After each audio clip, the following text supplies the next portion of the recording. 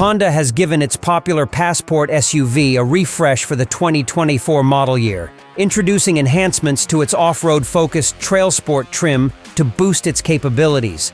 Additionally, they have replaced the previous range-topping Elite trim with an all-new Black edition. While the 2024 Passport features some updates in terms of styling and interior, the powertrains remain unchanged from the 2023 model. These changes reflect Honda's commitment to offering a diverse lineup of SUVs that cater to various customer preferences.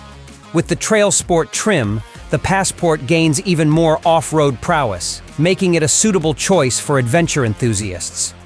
The introduction of the Black Edition adds a touch of sophistication and style to the Passport lineup, offering a premium option for those seeking a more upscale SUV experience. While the powertrains haven't seen any alterations, the 2024 Passport continues to offer reliable performance with its existing engine options.